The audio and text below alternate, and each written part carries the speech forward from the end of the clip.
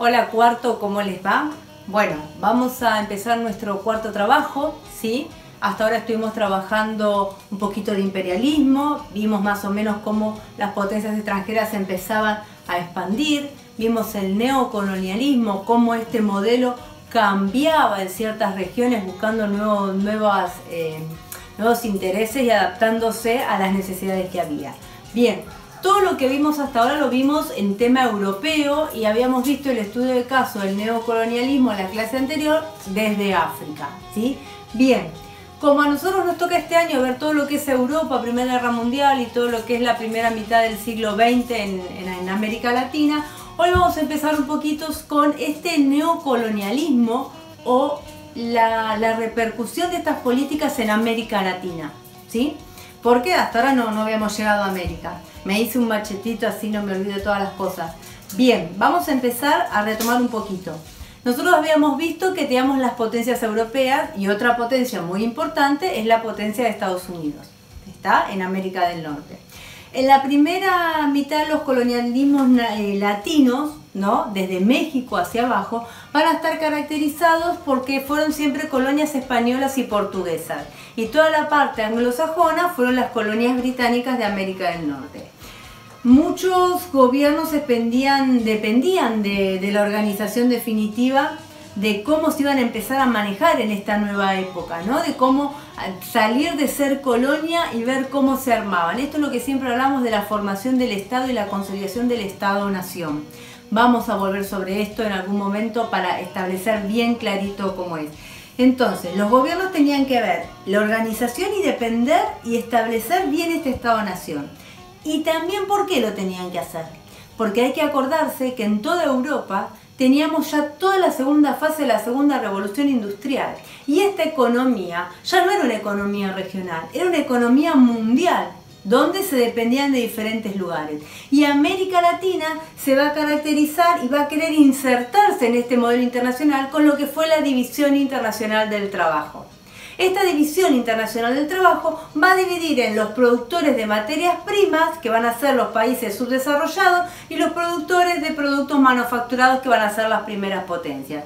América Latina, dentro de toda esta economía mundial, va a tener el lugar que va a tener de proveedora de materias primas para las naciones industrializadas bajo el capitalismo de dependencia. ¿Qué pasa? En América Latina el proceso industrial no había sido igual que en Europa. Habíamos quedado muy atrás.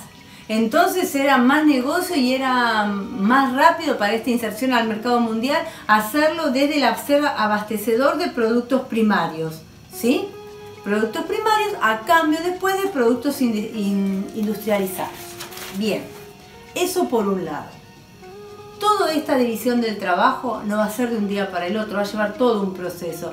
¿Qué vamos a exportar desde América Latina, de México para abajo? Los países que se empezaban a independizar necesitaban organizarse y necesitaban consolidar.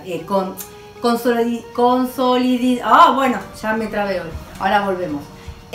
Las inversiones, los capitales, ¿sí? Armarse fuerte de los capitales. ¿De dónde venían estos capitales? De la fuerza, muchos eran en toda América Latina, la mitad de los capitales eran británicos, ¿sí? Los británicos habían invertido todo su dinero en América Latina, ya sea en el tema de la extracción de petróleo, en frigoríficos como en Argentina, ferrocarriles, minas, ¿sí? Era toda la expropiación de materias primas. Francia también va a tener una intervención acá de inversión de capitales, pero no tanto. La más fuerte va a ser siempre las británicas. Y algo importante también va a ser la mano de obra, ¿no? Y va a ser la inmigración. Entonces, tenemos tres cosas fundamentales que vamos a tener en cuenta para lo que vamos a hacer después. Por un lado, la división de las colonias, que por un lado eran anglosajonas y por otro eran coloniales latinas. Las inversiones extranjeras y la inmigración europea, ¿sí? La población europea en toda la última mitad había crecido en 300 años 620%, a comparación de América que había crecido 320%. lo cual hacía que todos estos países europeos, mucha gente que no tenía trabajo, que buscaba crecer o que buscaba tener una mejor posición económica, se trasladaba a todo lo que era América Latina. Entre 1857 y 1926, 3 millones de personas se radicaron definitivamente en todo lo que era América, ¿sí? Entonces, esto va a ir modificando todo lo que es el panorama del país latinoamericano. Recuerden, siempre que hablamos de Latinoamérica estamos hablando de México hacia abajo, ¿sí? ¿Por qué? Porque algo que vamos a estudiar hoy, importante también, va a ser cuál va a ser el rol de Estados Unidos. ¿Qué va a pasar con Estados Unidos?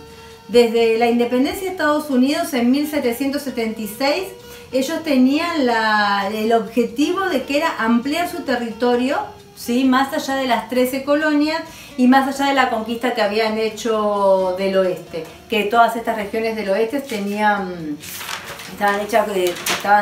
apoyadas y estaban habitadas por los indios. Con esta idea, ¿no?, expansionistas, de políticas expansionistas, y tenían la idea de lo que ellos llamaban el destino manifiesto, ¿no?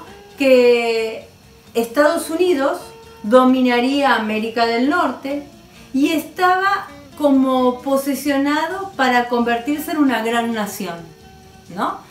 Mucho más adelante, cuando empecemos a hablar de la Primera Guerra Mundial y al final, vamos a ver cómo por la década del 20, del 30 al 20, ¿no?, hablaban de lo que se decía en Estados Unidos, que América Latina era como el patio de atrás de América del Norte.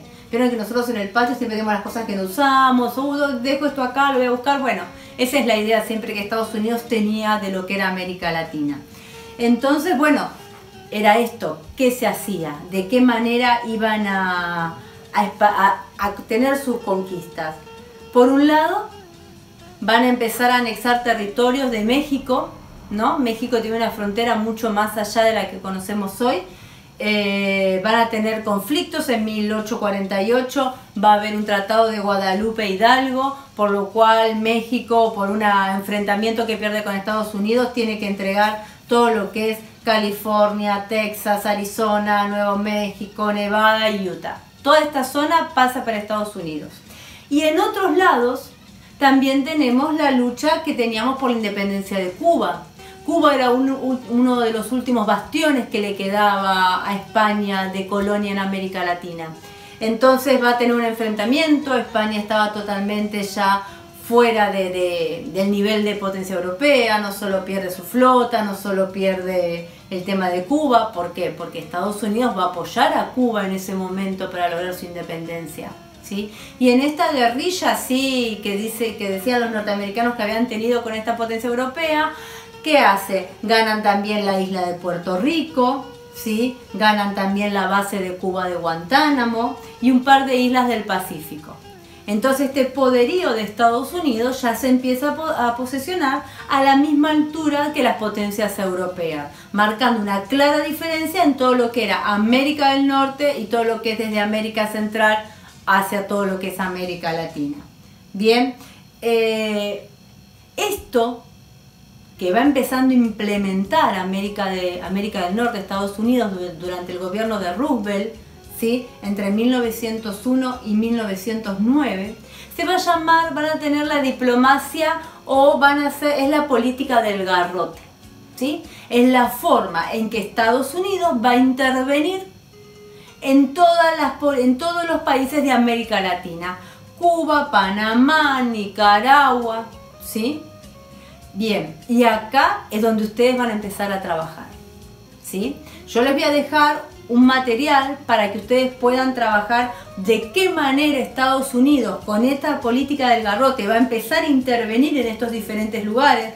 Cuba, Canal de Panamá, van a ver el tema de Nicaragua, cómo lo hace de esa manera. Y algo importante que vamos a tratar de analizar va a ser un estudio de caso, que es la Revolución Mexicana, ¿sí? La Revolución Mexicana va a tener paradigmas y va a tener cosas muy interesantes. Van a empezar estos caudillos, Pancho Villa, Carranza, Porfirio Díaz, ¿no? Está muy interesante, está bueno. Así que yo les voy a poner un videito que dura poquito, miren, 11:42. Es un video cortito y un trabajito para hacer sobre la Revolución Mexicana, ¿sí?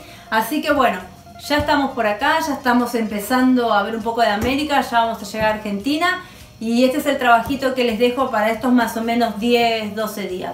A ponerse a trabajar, cualquier duda, ya saben que me pueden contactar por el WhatsApp, que se los pongo ahí también en la guía de trabajo, o por mail. Que tengan una linda semana y nos vemos pronto. Chau, chau.